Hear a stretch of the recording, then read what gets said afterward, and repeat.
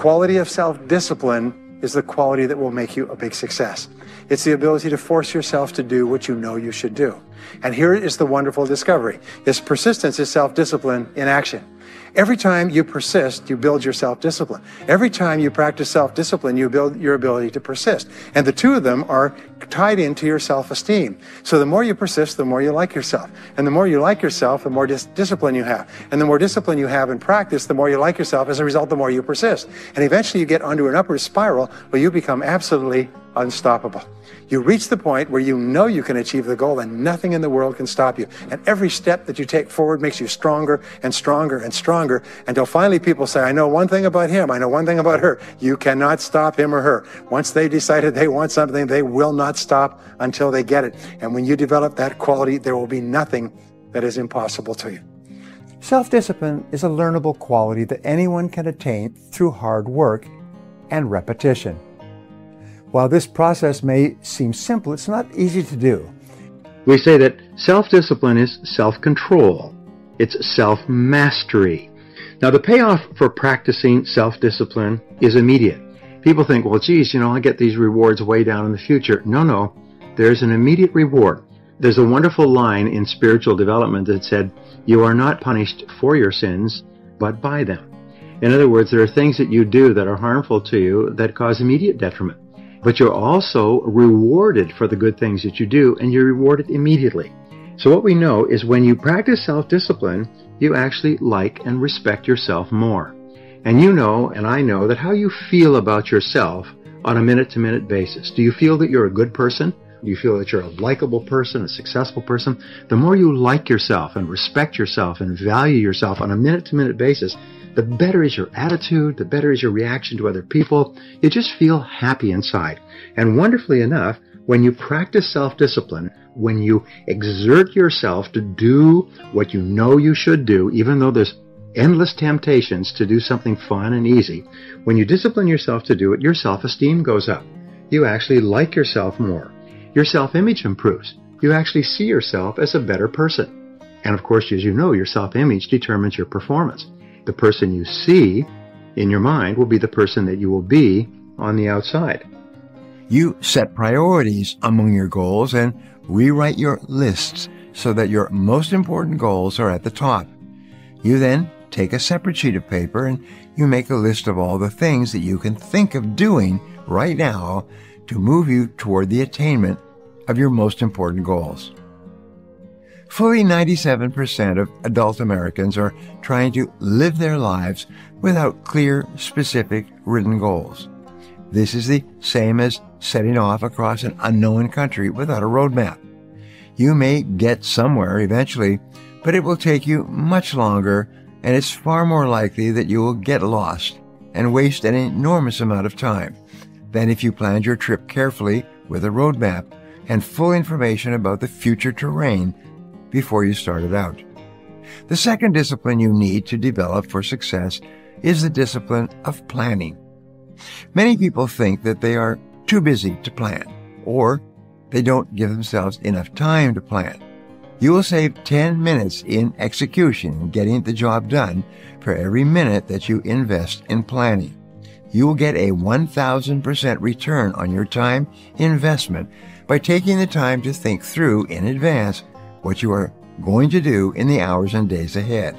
The process of developing discipline is simple, though not easy. Nothing worthwhile is easy. First, decide upon the one discipline that can be most helpful to you in your career at the moment. Don't try to change several things about yourself at once, or develop several disciplines for yourself simultaneously, no matter how attractive and desirable they may be at the moment. Your basic need is to focus and concentrate on the development of a single discipline until it is locked in and becomes a part of your personality. Then you can move on to the development of the next discipline on your list. Once you've chosen a discipline to develop, begin to think about how you would behave if you already had this discipline or habit. See yourself acting or reacting in a situation where you want to practice this discipline. Then create a positive affirmation for yourself to continually reinforce this new discipline. you'll actually become what you say to yourself about yourself over and over again. This will build your self-confidence, and you'll begin to see yourself in a new light. The quality of self-discipline is something that you can learn by continuous practice, over and over, until you master it. Once you've mastered the ability to delay gratification, the ability to discipline yourself to keep your attention focused on the most important task in front of you, there is virtually no goal that you cannot accomplish and no task that you cannot complete. And the wonderful thing is when you practice self-discipline, especially in exercise, for example, but even in hard work, your brain releases endorphins. And endorphins are called nature's happy drug. And it actually makes you happy to practice self-discipline, to take control of yourself and make yourself do the right thing and complete it. You feel good about yourself in the moment. And of course, the effect that it has on your future can be tremendous. Now, fortunately, self-discipline is a habit that you can learn with practice and repetition. If you do something over and over again, you eventually develop a habit. The difference between successful people and unsuccessful people is successful people have success habits. And the most important success habit they have is the ability to make themselves do what they know they should do at this time. And wonderfully enough, if you practice it over and over again, it finally locks in. And as you keep repeating that over and over again, you program it deeper and deeper into your subconscious mind, and your subconscious mind then begins to push you to be on time for every meeting or appointment. Now, once you've decided on the discipline you're going to develop, the key is for you to launch strongly on your new discipline. Resolve to never allow an exception until it becomes permanent. If you fall off the wagon, immediately restate your affirmation as a command to yourself and begin trying it again. This is the only way you can develop the habit of discipline in that particular area. The best part of this process of developing disciplines is the direct relationship between self-discipline and persistence. The more you persist in any endeavor, the greater self-discipline and self-confidence you'll develop. It's been well said that persistence is self-discipline in action. The more consistently you practice your chosen disciplines, the more you will like and respect yourself. You will feel more confident and optimistic. You'll become more effective in every area of your life. When you develop the disciplines of leadership excellence, you'll become a more powerful and resourceful leader. It is a habit, a practice, a philosophy, and a way of living. Everyone can become a great leader and have better self-confidence and achieve success if they continue to do the right things in the right way. The fact is that you can develop whatever qualities you consider desirable and necessary. For some people it will be easier, and for others it will take more time and effort. But each person has the inborn ability to shape his or her character and personality in a positive way by being clear about his or her future intent and determined enough to press forward through the difficulties, resistance, and setbacks that you will always experience. Goethe, the German philosopher, once said that everything is hard before it's easy. So developing the habit of self-discipline is hard. And be patient with yourself, because you slip back all the time. All your life, you'll be slipping back. All your life, you have to fight this battle. You never get it to the point where it's locked in forever. Every morning you get up and that alarm goes off and you say, do I sleep a little longer or do I get up? Every time you look at a list of things to do, you say, do I start with the most important thing? As they say, do the worst first. Or do I do something that's fun and talk to a friend or make a phone call? You've got to fight this battle every single day. But every time you fight and win, you feel better about yourself. All successful men and women are highly disciplined in the important work that they do. All unsuccessful men and women are undisciplined and unable to control their behaviors and their appetites. And when you develop the same levels of high personal discipline possessed by the most goal-oriented, successful people in our society, you will very soon begin to achieve the same results that they do. It's no miracle. All great success in life is preceded by long, sustained periods of focused effort on a single goal, the most important goal, with the determination to stay with it until it is complete. Throughout history, we find that every man or woman who achieved anything lasting and worthwhile had engaged in long, often unappreciated hours, weeks, months, and even years of concentrated, disciplined work in a particular direction. The discipline of daily goal setting will change your life. Why? Well, we know that focus and concentration are essential to success. There are some skills that are helpful to success, but focus and concentration are indispensable. If you cannot focus and you cannot concentrate, then you have to work for someone else who will make you focus and concentrate, who will supervise you.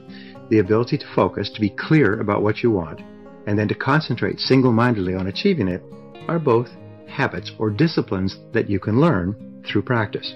Most people, as I said, become preoccupied with their limitations, with what they don't have, and it holds them back from deciding what they really, really want. Every morning before you start out, you reprogram your subconscious mind and then start your day. My promise to you is this: if you will do this for 1 month, actually 21 days is good enough, your whole life will change. You'll see changes that are astonishing. People come up to me at every single seminar and say, it was incredible. I started to write my goals every day. I accomplished 8 out of them in 6 months. I accomplished 5 in a week. I accomplished most of them within 12 months. It's transformed my life. So all I ask you to do, if you're not already doing it, is give it a try. Every minute spent in planning saves 10 minutes in execution.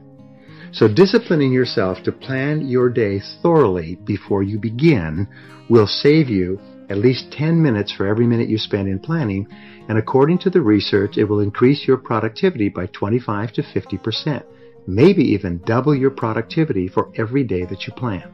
You see, if you're not working from a plan, then you just respond and react to whatever's going on. Somebody comes in, phone rings, there's an interruption or a problem, and you're off and running.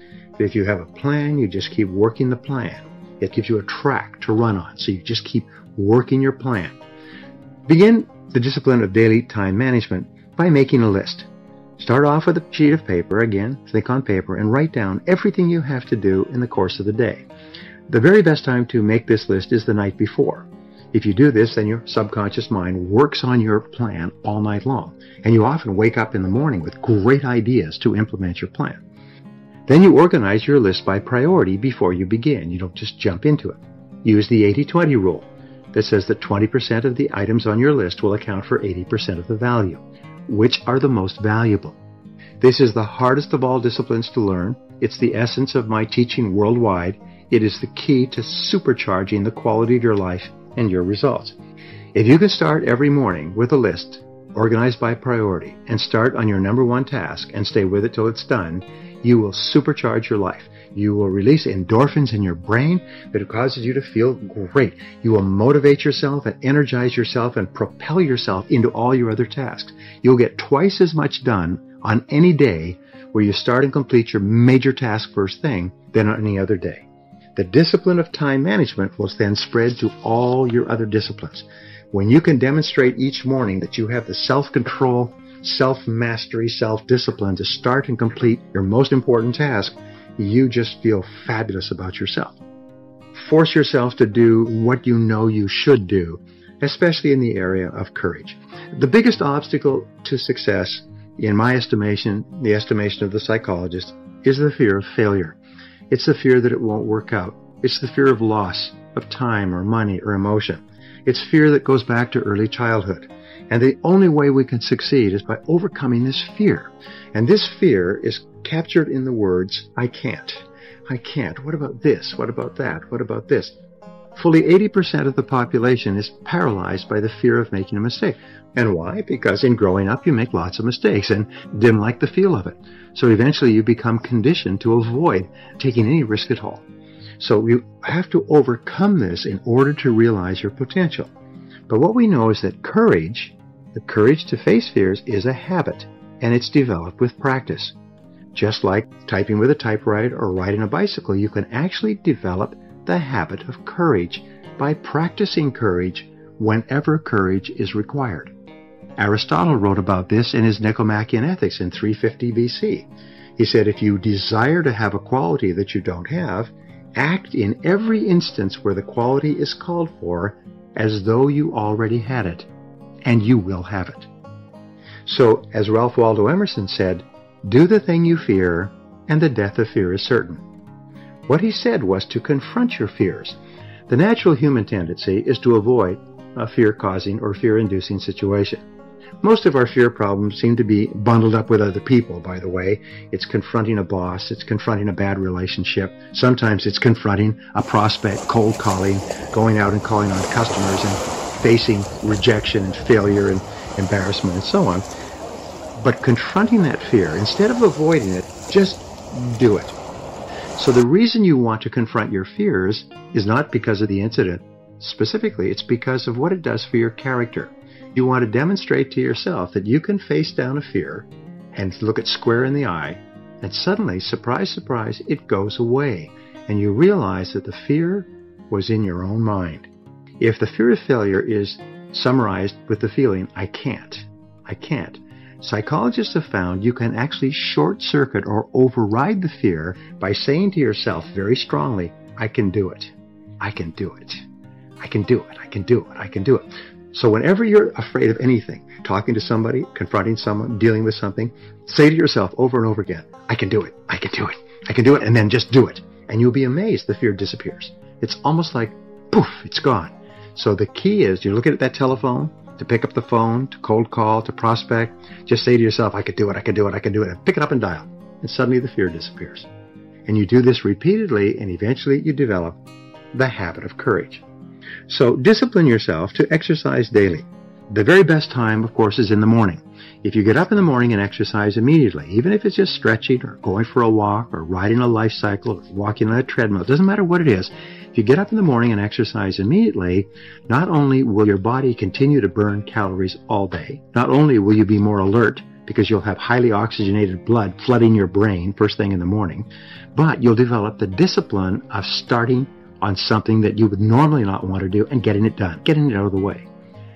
The more times I read about wealthy people, successful people, top business people, it's amazing how many of them get up at 5 o'clock and work out for an hour. It's absolutely astonishing. Over and over again, you see their daily routine is they get up at 5 or 5:30 and they work out for an hour before they start planning and organizing their day. If you can discipline yourself to do that, it'll have an enormous impact on your life. Also, when you exercise first thing in the morning for 30 to 60 minutes, your brain releases endorphins, which, as I said, make you happy. They make you feel exhilarated, make you feel more creative, more positive. You feel more personable. You're more eager to get to work and so on. So morning exercise just starts you off in fantastic mental and physical condition. The interesting thing, Thomas Jefferson once said, do you believe in luck? He was asked. He said, yes. He said, I believe in luck. He said, and the harder I work, the more of it I have. So the harder you work, the luckier you get. The harder you work, the more opportunities you have, the more doors open up to you, the more opportunities you see. So in America, the average work week is 32 hours. As you know, in France, legally, the average work week is 35 hours, but then most people waste about half their time at work. According to Robert Half International, the average person wastes 50% of their time in idle chit-chat with coworkers, coffee breaks, lunches, reading the paper, surfing the internet, doing all kinds of things that don't contribute anything to the work. So here's the rule that will make you successful, happy, and rich, and it's this. Work all the time you work. Work all the time you work. When you go to work, work. When you go to work, put your head down and go to work. Don't waste a single minute. Put your head down and work all day long. If somebody comes up to you and says, hi, how you doing? You say, fine, but right now I've got to get back to work, back to work, back to work. If you got a minute to chat, yes, but not now. Let's talk after work. Right now I've got to get my job done. And nobody will ever stop you when you say, I've got to get back to work. I've got a job I've got to get out. I've got something I have to get done. They'll go away and they'll ruin someone else's career. Remember, the greatest time wasters in the world of work are other people who take up your time with idle chit-chat and worthless gossip. You've got to avoid the time wasters. In every single company, these people go around and they're like a virus. They go around and they infect everybody they talk to. Stay away from time wasters. Make a habit of doing what unsuccessful people don't like to do. And of course, the logical question is, well, what is it that unsuccessful people don't like to do? Well, it turned out to be the same thing that successful people don't like to do either, but they do it anyway because they recognize that that's the price of success. We're living at the very best time in all of human history. More people are going to make more money in the next few years than have ever been made in all of human history. More people are going to become millionaires and are becoming millionaires today at a faster rate than we've ever thought possible. And no one is better than you, and no one is smarter than you. And if you do what other self-made millionaires do, then nothing in the world can stop you from eventually getting the same results as other self-made millionaires.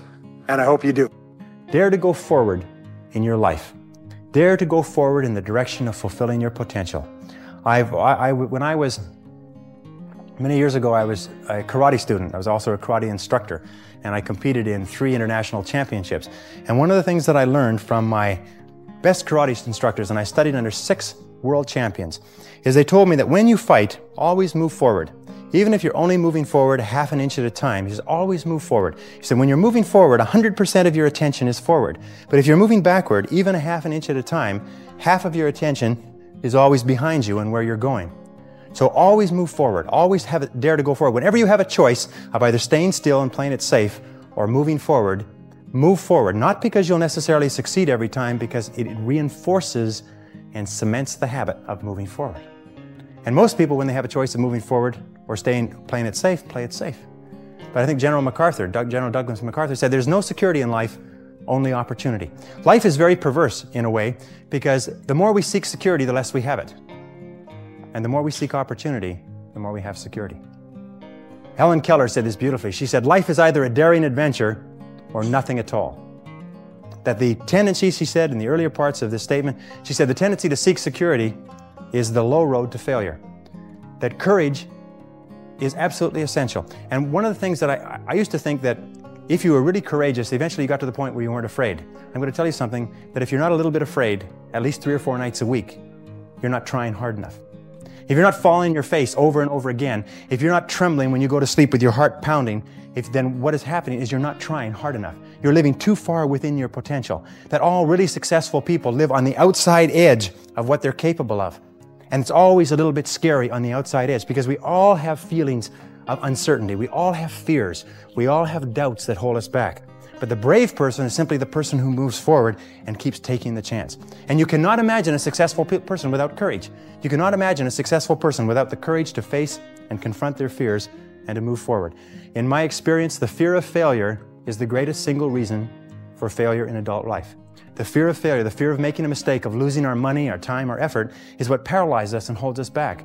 But the fear of failure is a habit which can be counteracted by the habit of courage. And if we don't overcome that fear of failure, then we'll just be like the 80–90% that do not fulfill their potential. See, the wonderful thing is only a few percentage of people fulfill their potential in any generation. And we can join those people simply by deciding to do so and doing what the other people do. It's as simple as that. If we decide to become an engineer, what do you study? You study engineering. If you want to become a better cook, what do? You study cooking. Do you try to do it all by yourself? No, you get cookbooks, you take classes, and so on and so forth. If you want to be successful, if you want to fulfill your potential, study the men and women who are fulfilling their potential and just do what they do. Your self-esteem is largely determined by the gap between your self-image and your self-ideal. And is it contracting and getting smaller? Then your self-esteem is high. If it's getting wider because you fell off the wagon, you did or said something, that you're not happy about, that's not me, then your self-esteem will go down. So striving to be like your ideal causes your self-esteem and self-confidence to go up. And then when somebody gives you a compliment that is consistent with your being a better person, then you really feel happy, because you really feel that you're moving toward that great goal. So the stages of changing your self-concept are, number 1, the change must be perceived by you as being both desirable and necessary. Remember we said before, changing a light bulb, the light bulb has to really want to change. Well, for you to change, you must consider it to be desirable, is something that you want, and necessary. This is something I need to do if I'm really going to realize my potential. And so if your self-concept, you want to have a self-concept of a very well-controlled and organized, positive person, you say, this is something that's essential if I'm going to achieve maximum influence in my circle, or even become a great salesperson. If your self-concept is you want to be very well organized, and you need to be well organized to be successful in a competitive business, then you consider it to be both desirable and necessary. And that's the motive force that drives you. Number 2 is begin thinking about yourself as you would like to be. Sort of turn it over in your mind. John Asseroff, who you see tomorrow, great guy, he's done a program which he'll tell you about. It was called The Inner Game of Financial Success.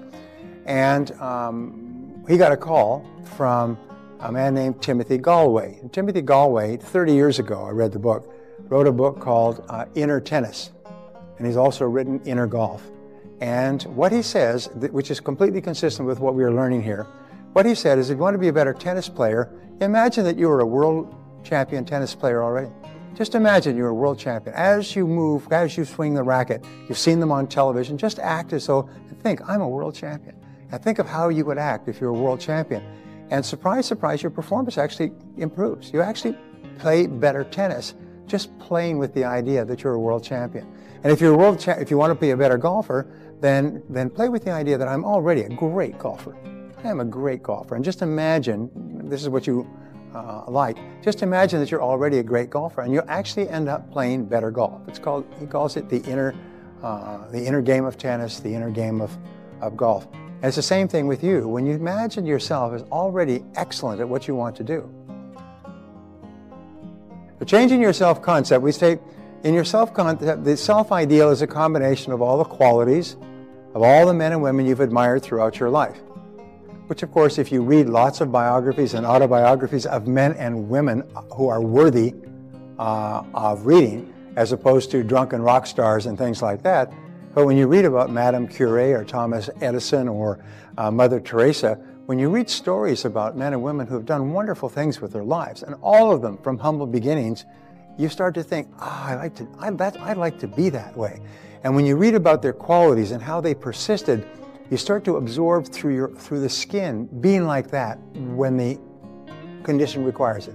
When the situation requires it, yes, I'll be courageous too, and I'll be determined too, and I will be cheerful as well. So the more you read about people, the more you form a higher and better and clarified ideal. So this becomes your internal role model. And there's always this dynamic tension between the person you are and the person you would like to be. A person who thinks that they're already fine is not a person who's really open to any improvement.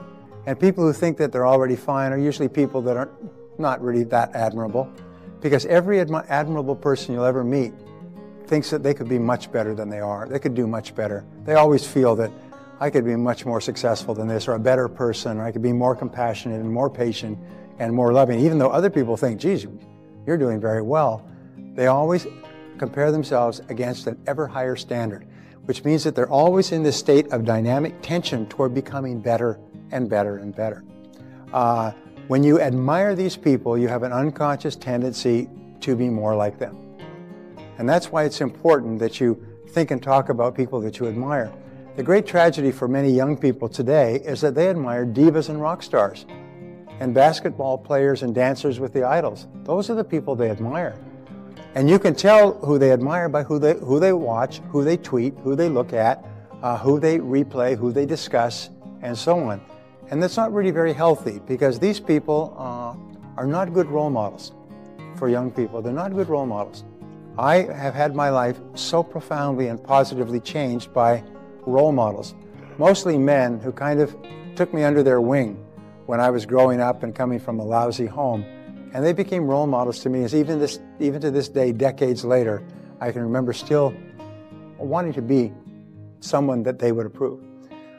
Somerset Maugham was once asked why he wrote so prolifically, and he had a beautiful line, which I think applies to life. He said, I write to earn the respect of the people I respect.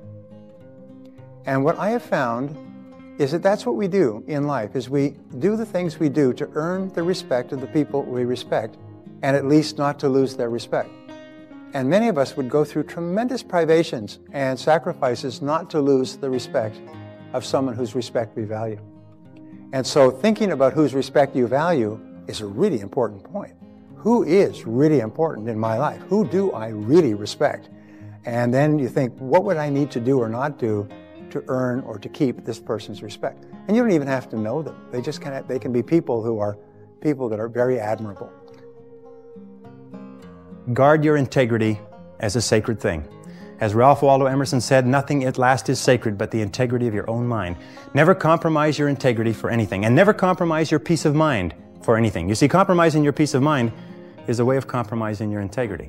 Never do anything that disrupts your peace of mind. If it makes you feel unhappy, get out of it. Don't stay in relationships, don't stay in jobs, don't stay in situations that cause your peace of mind to be disrupted, because your peace of mind is the highest good that you have. And a person who practices consistency consistently structures their life so what they are doing is being true to themselves. What they are doing is living up to the very best that is in them as a human being. And that takes tremendous courage. It takes tremendous courage because it's so easy to go along with the crowd, but you'll never be really happy unless you know that you are being true to yourself and completely true to yourself. Begin to visualize and create clear mental pictures. A visualized picture is a command to your subconscious mind, and when you visualize yourself performing at your best, your subconscious mind organizes your behaviors and actions on the outside so they're consistent with the picture that you just fed. It's almost like the picture is the command or the seed, and your subconscious mind is the garden. And what it does is the subconscious mind grows the behavior that you visualized. All the work on self-image psychology is really exciting. Visualize yourself as positive and confident. Visualize yourself as successful. Visualize yourself as happy. And what happens is you begin to behave on the outside consistent with that picture, but it's natural. You feel natural with the new behavior. Practice your visualization over and over again, because every time you visualize, as we said, every time you visualize, your subconscious takes it as a new command, like you just did it again. You just performed excellently again, and you just keep replaying the picture. Before every event of importance, you'll find that success, well, I'm probably jumping ahead of myself. Your image must be clear, vivid, and exciting. That means the greater clarity your picture of yourself performing or your picture of yourself in the future, the faster it comes into your reality. Vividness is the most important thing of all. That's why if you go and see a house or take pictures of a house and take those pictures and put them where you can see them, read Architectural Digest, which has beautiful homes, or Homes Beautiful, or Sunsets Home and Garden, Beautiful Homes and Garden, and read those pictures so you feed your mind with these photographs, almost like feeding them into your mental computer. Then your mental computer strives to put you into the kind of home that you desire. Assume the role. Act as if you were already the person you wish to be. Walk and talk and act. I tell salespeople, if you really want to be impressive, when you go in to see a client, imagine that you are extremely wealthy. You're worth $100 million. But one of your hobbies is calling on people for a friend of yours who owns a company. So you like to make sales calls because you just sort of like getting out there and getting among them. And so you walk in as though you're worth $100 million and just could not care less whether this person buys or not. You really like to be able to talk to them and find out what their needs are and help them if you possibly can. Whether they buy or not, you couldn't care less because you're wealthy. You're just doing this, for a friend. And when you have this attitude, I'm already wealthy, it takes the desperation out of your voice. Especially if the business is bad and business is slow and you need the sale, you start to get a little bit desperate. There's a little edge in your voice and the customer says, ooh, na, na, na, na, na, na, na, na. Watch out here. Whereas when you're really relaxed and you don't really care if they say yes or no, you do care. I mean, that's clear because you've come, but you're not really upset about it or really concerned. They're much more likely to buy from you when you're more relaxed. So assume the role. Just act as if you were already the person. If you want to be popular, act as if you're already popular. Treat people as if you're already popular. Now, here's what we said before.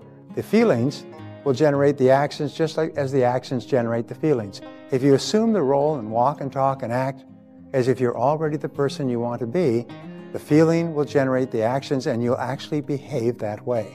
And then as you behave that way, it'll generate the feelings. This principle of reversibility is very powerful. It's very powerful. Just act as if you were already successful. You can act your way into feeling by pretending that you have the quality already. We say, fake it until you make it. Because if you just pretend you have the quality, within a matter of minutes, you'll start to feel the quality. If you pretend that you're confident, you'll start to feel confident. If you pretend that you're happy, you'll start to feel happy. Affirmations are strong, positive statements that you say to yourself and believe. The most powerful words in your world are the words you say to yourself and believe. With affirmations, your future potential is unlimited. In other words, you become what you say to yourself most of the time. If you say it over and over again, you program it deeper and deeper into your subconscious programming until it begins to appear in your reality. like the gentleman who wrote down 101 goals. Every one of those goals appeared in his reality within 12 years, which is an incredible story, but it's not the only time I've heard that. These are based on the 3 Ps. Affirmations are, first of all, they must be personal. You always start an affirmation with the word I. I am, I earn, I achieve, I weigh. Second of all, like I like myself. I like myself. I like myself. Second of all, it must be positive. I am responsible. I am responsible. And third of all, it has to be present tense. I earn X number of dollars per year. I weigh X number of pounds. I drive such and such a BMW. I live in a 3,500 square foot custom-made house. One of my graduates did exactly that. Before he changed jobs, he lost his job after the seminar, which he thought was a real bummer. And one of his goals was, I live in a brand new 3,500 square foot custom designed home. Within 12 months, he had gone through 2 jobs, changed his income, increased his income, and he was closing on the house. He came back to my seminar a year later, he was closing on the house. And it was a custom designed, beautiful home that the builder had decided to sell rather than occupy himself. And so, does it work? Well, you know, never can be sure. But what if it does? What if it does?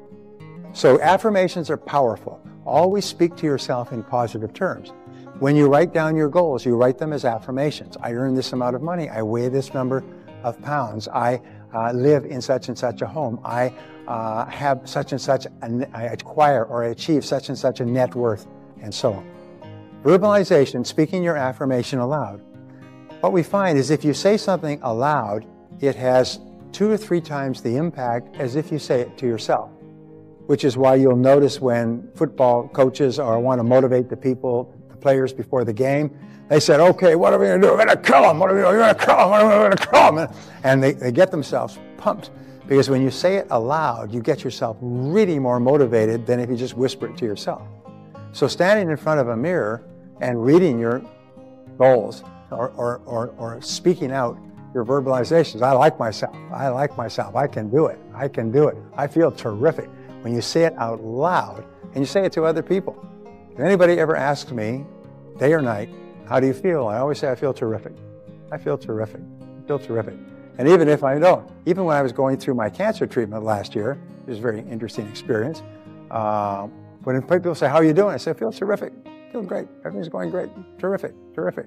Now, that might not have been completely true, but I was telling the truth in advance. You see, you don't have to be a quantum leap different from somebody else. You just have to be a little tiny bit different in the critical areas that make a difference. And you can achieve that simply by making it a goal, setting it as a goal, and working on it. You can become anything that you want to become. The harder you work, the better you get. The harder you work, the better you get. You know, in our society, there's a lot of controversy over why should I work so hard for my job? The fact of the matter is that less than 5% really succeed. That's less than 5% of the population really succeed at life. Of 100 people working today, only 1 will be wealthy when they retire. 4 will be financially independent, 15 will have some savings, 80% will be broke and dependent upon charities and pensions. Only 1 or 2% of people in each generation really makes it in life. And in every single study, those people who make it are those who work hard, hard, hard.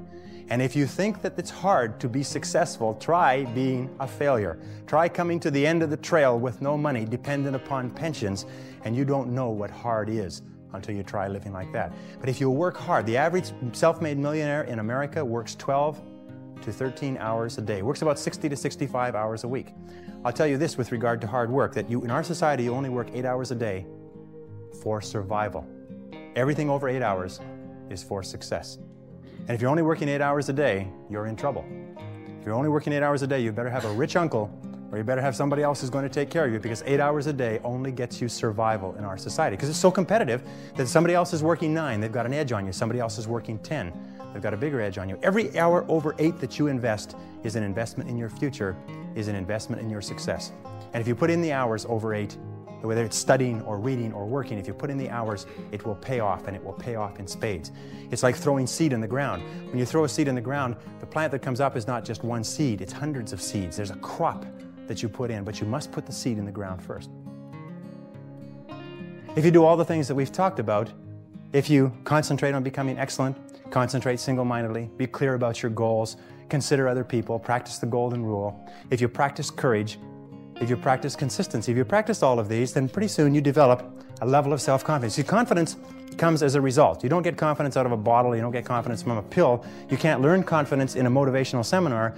You only get confidence by doing certain things over and over again that build a solid foundation within your own mind that you can do whatever you need to do, that you have what it takes to be successful. Self-discipline is the ability to make yourself do what you can do, what you should do, whether you feel like it or not. So, luckily, self-discipline is a skill that can be learned and cultivated with continuous practice. Self-discipline is the #1 quality that makes all the other qualities possible. Have you ever wondered why some people are able to achieve incredible feats and reach incredible heights within their field? Of course, many factors influence their success, but one thing all high achievers have in common is self-discipline. It is a habit, a practice, a philosophy, and a way of living.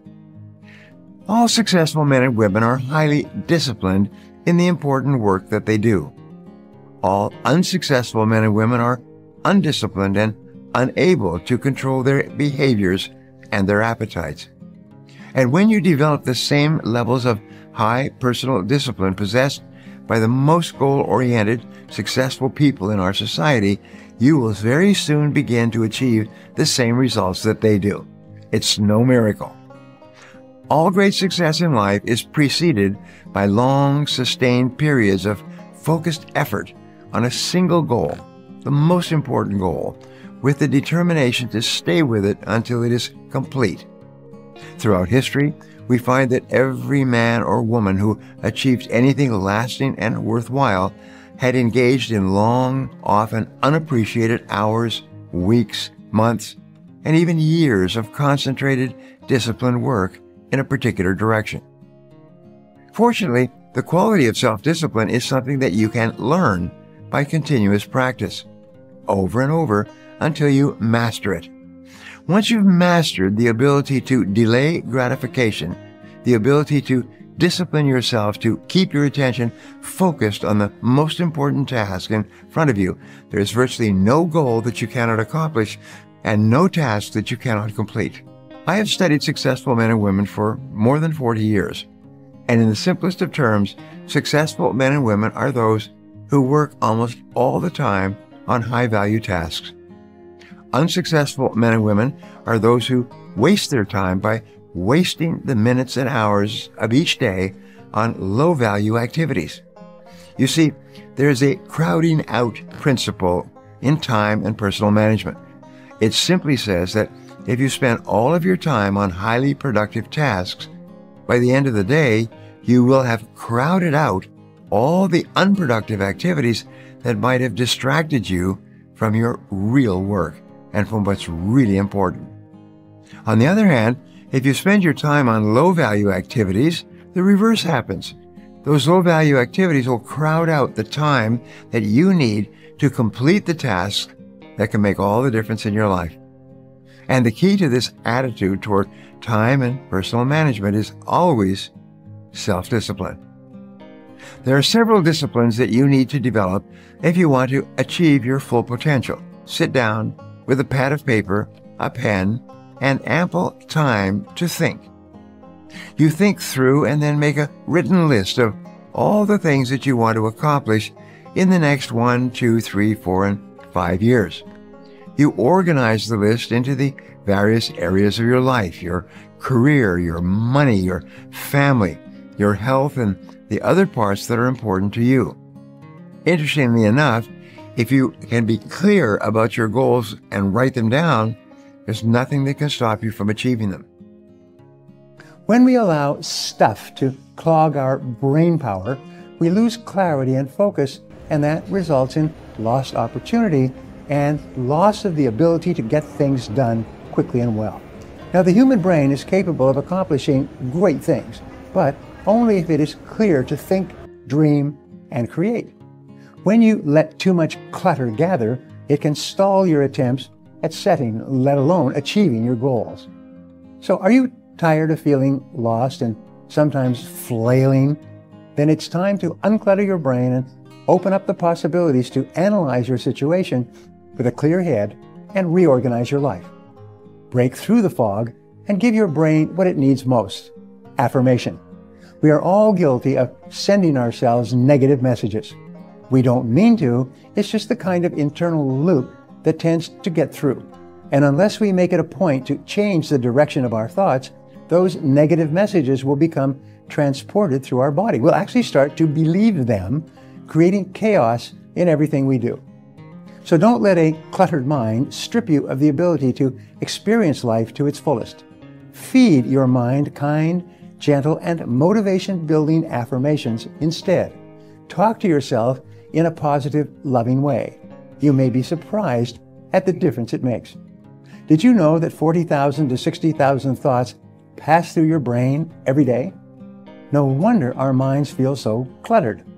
The first step to better mental clarity is deciding which of those thoughts you need and which ones can be tossed.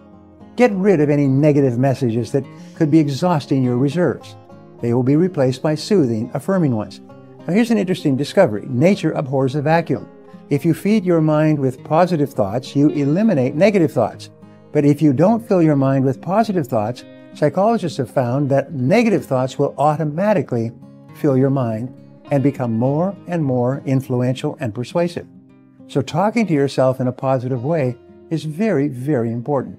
Most people procrastinate at some point in their lives, and it's usually over things that they don't enjoy doing, or they feel overwhelmed about, or they put it off because they're not as fun or as satisfying as doing other things. There's always a reason to procrastinate. Now that's one of the reasons I'm such a big fan of diving into a cold pool first thing in the morning, because if you can get that out of your way first, it's pretty easy to deal with anything else that comes your way. So what I do, I now have a home with a big pool. What I do is I get up in the morning and I quickly go downstairs and jump in the pool before I have time to think about it. And wham, you jump in that pool, you hit that water, and you're on your way for the rest of the day. For some people, procrastinating seems to take the pressure off of us for a moment. But the longer we procrastinate, the more the stress builds as the time between when we intended to accomplish a task and when we actually accomplished it. I was reading a book yesterday, and a very successful man who started with nothing said the turning point in his life was when his father told him, "Don't let anybody ever tell you that you can't do anything you put your mind to." And his father repeated that over and over all the time he was growing up on a farm with 5 other brothers. And when he grew up, there was nothing that he ever thought he couldn't do because of the influence of his father. You can influence the people in your life by saying the same thing. You can do anything you put your mind to, and say it to yourself. I can do anything I put my mind to. Concentrate on the happiness of life over and over. Here are 3 types of affirmations for you to try. First, try mind-clearing affirmations. You can't even begin to unleash the power of your mind while it is jumbled with thoughts, especially negative or worry thoughts. It takes a certain amount of focus to clear the mind of unnecessary thoughts. Here are some mind-clearing affirmations that you can try. I am devoted to clearing my mind. My thoughts are organized. I will rid my mind of clutter. I will clear out mental baggage that is holding me back. Second, try calming affirmations.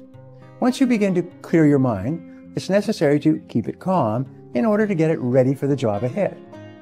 Here are some good affirmations to help you calm a chaotic mind. Say the words, "My life is well balanced." Say the words, "I stop letting life stress me out." Say, "I know exactly what I need to do to relax, and I do it." Say, "I cleanse my thoughts so I only think positive things." Third, affirmations to help you focus. The next step to using positive affirmation is to bring a better focus to your mind. Here are some thoughts that can help you. Say the words, "I will focus on things individually, one at a time." I retain more information because I have a great memory. I focus on what's important right now, in the moment. I have control over my thoughts. always state your affirmations in the present tense as though it is a current reality. One of the things I learned at the beginning of my career is to always say the things that you want to be true about yourself and your life, and simultaneously never say anything to yourself about yourself that you don't want to be true immediately. So always speak positively in the present tense. We've all had situations where during the day nothing seems to get done, no matter how good our intentions are. Those days that seem to stretch on forever from the minute your morning alarm begins beeping away until the moment you finally turn out the lights and fall into bed, wondering how such a long day could still leave you feeling so unfulfilled. The cause of our sudden slumps may be related to stress at work, difficulties in our personal lives, and illness or injury, financial issues, or even just a lot of small mistakes or mishaps that have added up to a lasting feeling of demotivation that only becomes harder and harder to shake. When we lose the drive to propel ourselves forward and get lost in self-doubt or procrastination, which often go together, or uncertainty, it can quickly begin to feel like there's no way to get back on track again. Fortunately, this does not have to be the case. There are a lot of different paths that can lead you back to being your very best self with the motivation to keep moving through any situation life hands you, good or bad. If you're dealing with a lack of motivation, find it again with these inspirations. A great way to jumpstart your waning drive or enthusiasm for something you need or want to accomplish is to actively seek out something that inspires you. This is honestly one of the easiest ways there is to rediscover the spark of your ambition, and it's because you probably already know where to start. Your personal inspiration can be just about anything. A song that makes you feel great every time you hear it, a set of inspirational quotes that feels like they had to have been written just for you, that card your parents gave you after graduation that lists all of the reasons that they're proud of you. Anything at all, as long as it stimulates you and brings you back to the mindset of confidence and determination that can get your juices flowing again. Individuals at the top of their game have learned how to achieve more and better results in less time than most people. Increasing your productivity is a critical step in achieving your personal and professional goals and creating the success you envision for yourself. Develop clear goals and write them down. Because higher productivity begins with clear goals, goal setting is a key component of our coaching program. As you know, a goal must be specific and measurable to be effective in guiding your behavior. It must reflect your beliefs and be within your power to achieve. Write a clear action plan. If you want to turbocharge your productivity, make sure that you have a clear written plan of action. Set your priorities. The third step is always to prioritize your list. Analyze your list before you take action. Identify and start with the high-value tasks on your list, especially the most important. Concentrate and eliminate distractions. In this step, you choose a high-value activity or task, start on it immediately, and then stay with it until it's done. Lengthen your workday, but increase your time off. By starting your workday a little earlier and working through lunchtime and staying a little later, you can become one of the most productive people in your field. You can add 2 to 3 hours of productive time each day without really increasing the length of your day at all. Try some time blocking. Set aside 15 minutes per day, every day, to work towards your goals. Block this time off somewhere in your schedule or planner. Treat this time block as you would any standing appointment and show up on time every time. If you think 15 minutes per day doesn't sound like very much, just consider that after 1 month, you will have spent 7 hours of dedicated time working towards your most important goal. After 1 year, you'll have spent 84 hours on your major goal. Over 2 weeks of full-time work. Commit yourself to small increments of time and don't allow yourself to make excuses or get distracted. Anyone can carve out at least 15 minutes of their day to work on something that's important to them. If you keep showing up, you'll be amazed at what you can accomplish in a week or a month or a year. Get an accountability partner. Finding an accountability partner is a powerful and simple way to build self-discipline and accomplish all your goals. An accountability partner is someone who knows the goal that you are working on and will help you to stay focused. They can check in with you periodically to make sure you're staying on track, and you can check in with them to help them to achieve their goal. Why are accountability partners so helpful? Well, many of us find it easier to let ourselves down than to let someone else down. If we keep all of our goals private, nobody will know but us if we abandon them. But if we tell someone about our goals, we will also have to tell them when we give up. This social consequence is often enough to keep us from quitting. Ask a friend or coworker to be your accountability partner. Alternatively, share with your followers on social media. Do what it takes to hold yourself accountable. Remove temptation. Building self-discipline takes effort and energy. Help yourself out by removing any temptations that may challenge your focus and throw you off track. 97% of adult Americans are trying to live their lives without clear, specific, written goals. This is the same as setting off across an unknown country without a roadmap. You may get somewhere eventually, but it will take you much longer, and it's far more likely that you will get lost and waste an enormous amount of time than if you planned your trip carefully with a roadmap and full information about the future terrain before you started out. Create an action plan. It's always possible for you to turn all your dreams into reality as long as you commit to developing your self-discipline and taking dedicated action towards your goals.